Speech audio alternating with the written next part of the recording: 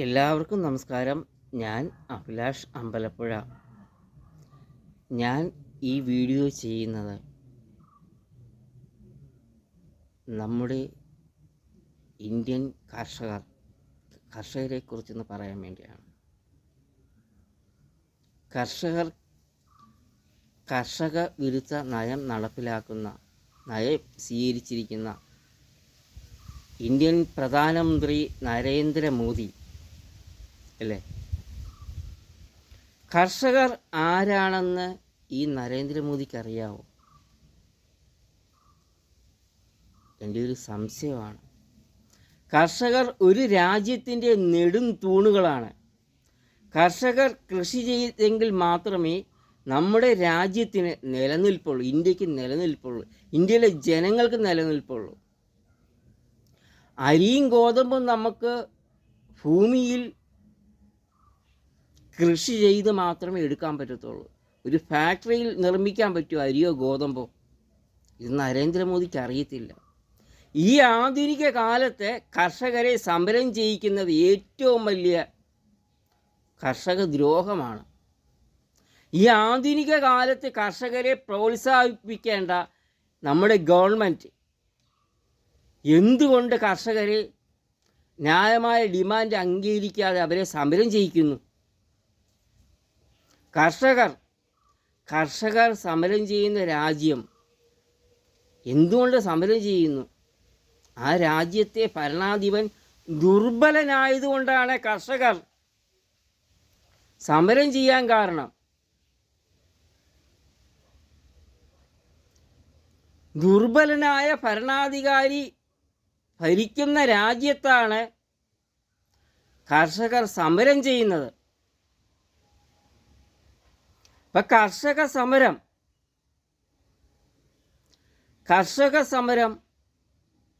കർഷകർ നിരന്തരം സമരം ചെയ്യുന്നത് മൂലം കർഷകരുടെ മനോവീര്യം ഇല്ലാതാകുമ്പോൾ എന്ത് സംഭവിക്കും? കർഷകർ കൃഷി ഉപേക്ഷിക്കേണ്ട അവസ്ഥയിൽ വരും. കർഷകർ കൃഷി ഉപയോഗിച്ച ഇന്ത്യയിൽ കൃഷി ഉപേക്ഷിച്ച് കഴിഞ്ഞാൽ എന്ത് സംഭവിക്കും?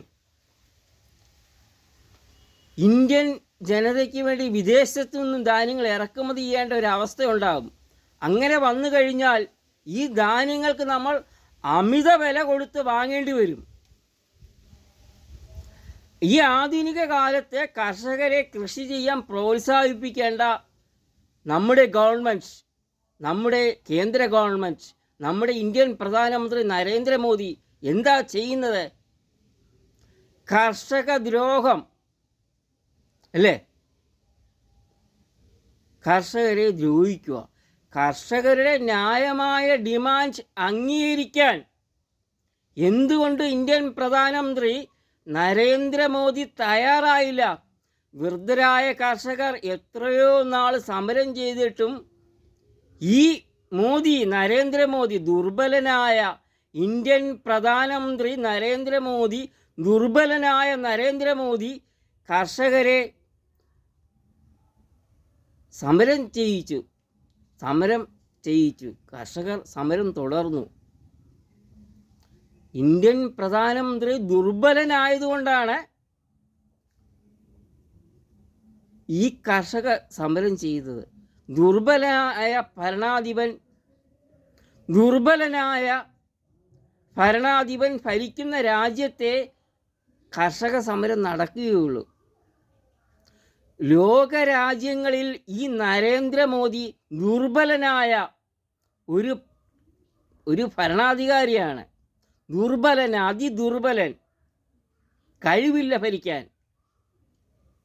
ദുർബലനായ ഒരു പഞ്ചായത്ത് മെമ്പറാകാൻ പോലും ഇന്ത്യൻ പ്രധാനമന്ത്രി നരേന്ദ്രമോദിക്ക് കഴിവില്ലെന്ന് കർഷകർ സമരം ചെയ്തത് മൂലം ഇന്ത്യയിലെ ജനങ്ങൾക്ക് മനസ്സിലായി.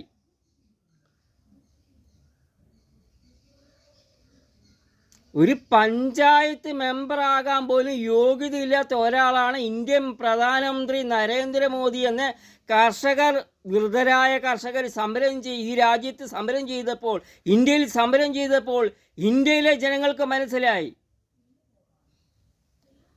നരേന്ദ്രമോദി എന്ന ഭരണാധികാരിയെ സഹിച്ച് കഴിയുകയാണ് ഇന്ത്യയിലെ ജനങ്ങൾ. വൃദ്ധരായ കർഷകരെ സമരം ചെയ്യിച്ച മോദി അതിദുർബലനാണ്, കഴിവില്ല.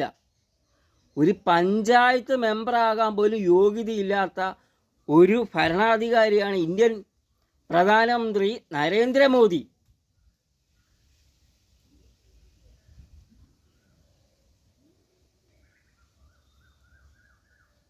കർഷകർ ഒരു രാജ്യത്തിൻ്റെ, ഇന്ത്യയുടെ നെടും തൂണുകളാണ്.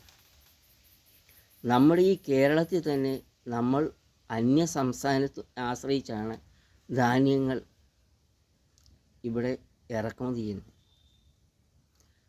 ഈ അന്യ സംസ്ഥാനങ്ങളിൽ കർഷകർ കൃഷി നിർത്തിക്കഴിഞ്ഞ് എന്ത് സംഭവിക്കും? അത് കേരളത്തിലെ എല്ലാ ജനങ്ങൾക്കും അറിയാം സംഭവിക്കുന്നത് എന്താണ്. അപ്പോൾ കർഷകർ ഒരു രാജ്യത്തിൻ്റെ നെടും തൂണുകളാണ്. കർഷകരുടെ ഡിമാൻഡ്, ന്യായമായ ഡിമാൻഡ് അംഗീകരിക്കാൻ ഏതൊരു ഭരണാധികാരിയും തയ്യാറായേ പറ്റത്തുള്ളൂ. കർഷകരെ സമരം ചെയ്യിക്കാൻ പാടില്ല. ഒരിക്കലും കർഷകർ ഒരു രാജ്യത്തും സമരം ചെയ്യാൻ പാടില്ല.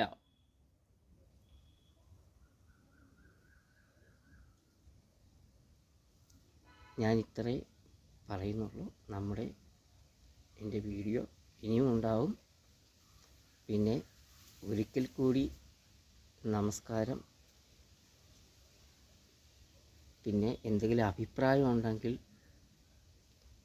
കമൻസിൽ ഇടണം. ഒരിക്കൽ കൂടി നമസ്കാരം. ഞാൻ അഭിലാഷ് അമ്പലപ്പുഴ.